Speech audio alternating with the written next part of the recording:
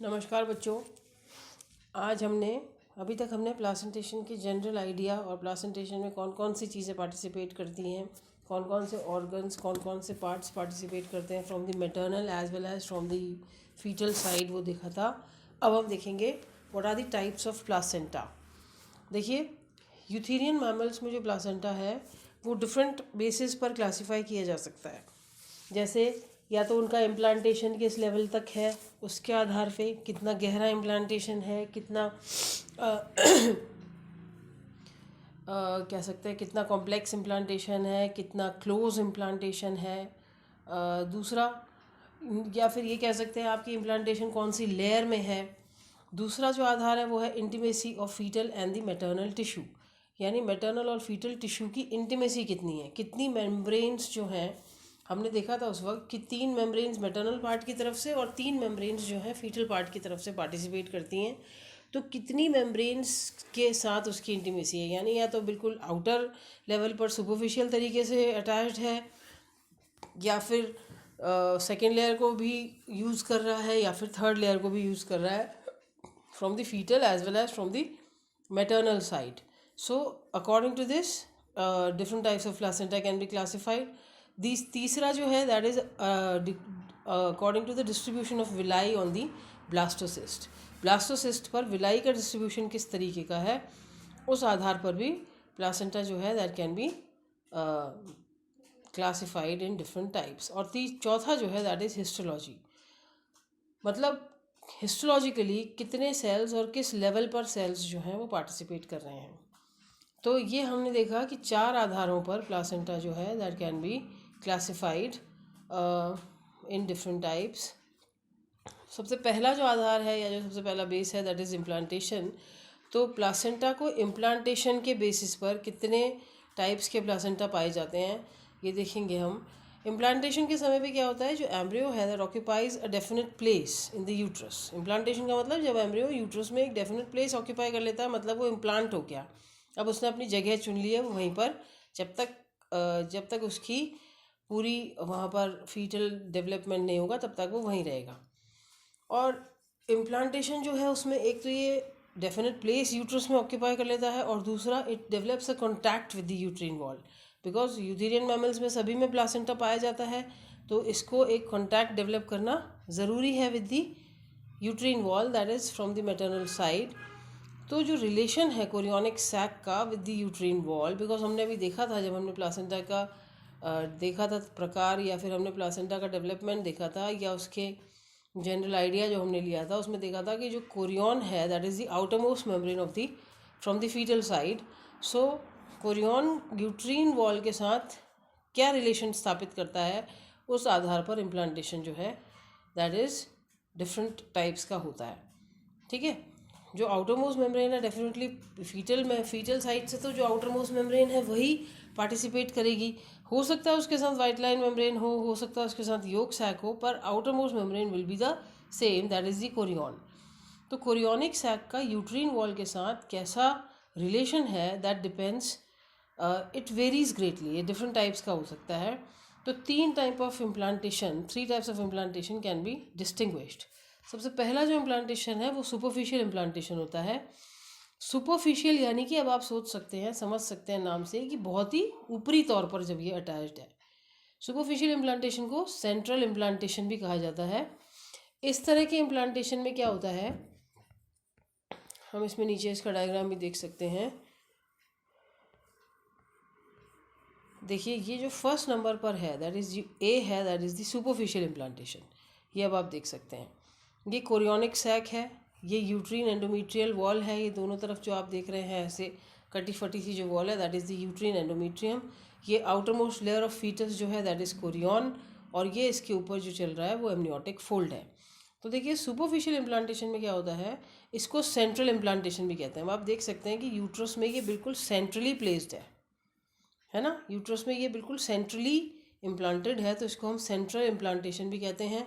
इस तरह के इम्प्लांटेशन में कोरियोनिक सैक जो है वो ग्रो करके एक कॉन्टैक्ट स्टैब्लिश करता है विद द यूट्रीन लाइनिंग। देखिए, अब आप कोरियोनिक सैक पूरी यूट्रीन लाइनिंग से एक कॉन्टैक्ट स्टैब्लिश कर रहा है, but does not bury in the uterine wall.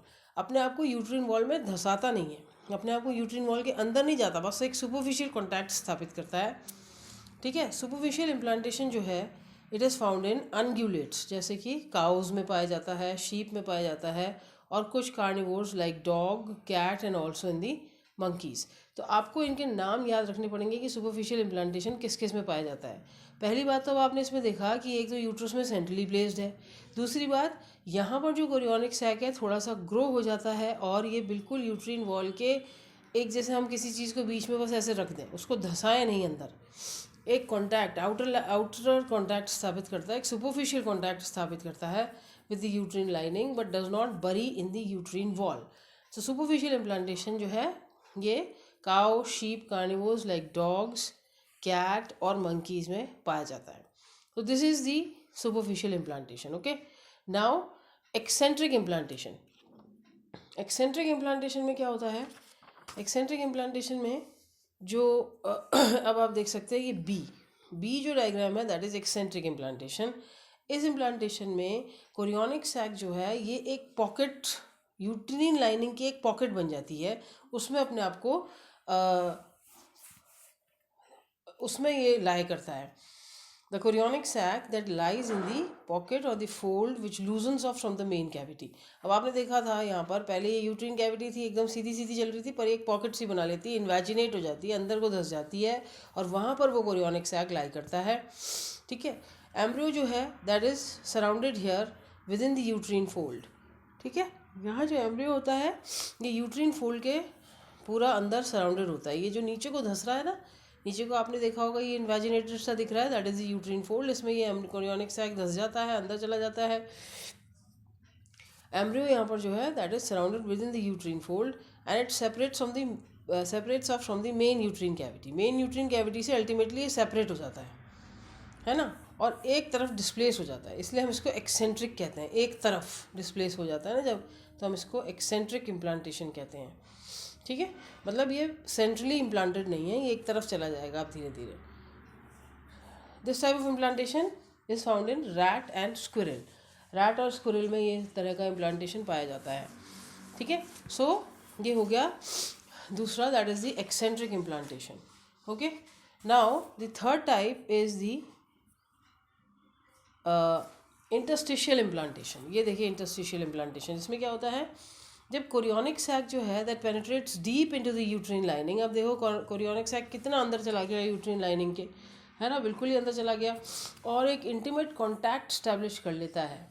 तो इस तरह का इम्प्लांटेशन कहता है इंटरस्टिशियल इम्प्लांटेशन कहलाता है। बिल्कुल अंदर की तरफ चला गया है यूट्रिन लाइनिंग के काफ़ी अंदर। हमने वहाँ पे देखा था, इधर देखिए एक्सेंट्रिक में ये एक पॉकेट सी बना लेता है, उसमें धंस जाता है। यहाँ पर ये इस पूरी वॉल को तोड़कर अंदर धंस जाता है, तो इसको हम इंटरस्टिशियल इम्प्लांटेशन कहते हैं। And it is found in guinea pig में, बैट्स में, एप्स में और ह्यूमन में पाया जाता है। समझ गए बात? तो ये हो गया इंटरस्टिशियल, जब और भी ज़्यादा अंदर धंस जाता है embryo, that is known as interstitial plantation. अब implantation. Okay, so there are 3 types of implantation. Superficial implantation हमने देख लिया, एक्सेंट्रिक देख लिया, और ये हो गया इंटरस्टिशियल। इंटरस्टिशियल में बिल्कुल ही अंदर की तरफ धंस जाता है ये। Now the classification of placenta on the basis of intimacy between the foetal and the maternal tissue. तो ये कई तरह का होता है, ये भी इसमें हम 3 तरह के इम्प्लांटेशन होते हैं। इसमें भी फीटल और मैटरनल टिश्यू के आधार पर किस तरह से होता है ये हम नेक्स्ट उसमें देखेंगे। आपने ये देख ही लिया कि on the basis of implantation के आधार पर हमने क्या देखा कि 3 तरह के प्लासेंटा होते हैं। एक हो गया सुपरफिशियल इम्प्लांटेशन, एक एक्सेंट्रिक इम्प्लांटेशन से जो बन रहा है, और एक इंटरस्टिशियल इम्प्लांटेशन से। सुपरफिशियल में हमने देख लिया कि ये यूट्रिन लाइनिंग से कोरियोनिक सैक थोड़ा सा ग्रो हो जाता है और एक बिल्कुल एक टच करने वाला कॉन्टैक्ट स्थापित कर लेता है। ना तो ये यूट्रिन लाइनिंग के अंदर किसी पॉकेट में इस्टेब्लिश होता है, ना ही ये अंदर धंस जाता है, और ये बिल्कुल सेंट्रली इम्प्लांटेड होता है। एक्सेंट्रिक में हमने देखा कि ये यूट्रिन लाइनिंग जो है वो इन्वेजिनेट हो जाती है एक तरफ से, और वहाँ पर जाके ये जो फीटल सैक है या कोरियोनिक सैक है ये धंस जाता है, फिर धीरे धीरे ये एक तरफ को डिस्प्लेस हो जाता है। इंटरस्टिशियल में हमने देखा कि ये यूट्रिन लाइनिंग से बिल्कुल ही तोड़कर उसको अंदर चला जाता है और काफ़ी एक बहुत ही ज़्यादा इंटीमेट कॉन्टैक्ट स्थापित कर लेता है, बहुत डीप पेनिट्रेशन होता है इसका यूट्रीन लाइनिंग के अंदर, और एक बहुत ही ज़्यादा क्लोज कॉन्टैक्ट स्थापित कर लेता है। तो इस तरह का इम्प्लांटेशन इंटरस्टिशियल इम्प्लांटेशन कहलाता है। Okay, now on the basis of intimacy हम दूसरे उसमें देखेंगे।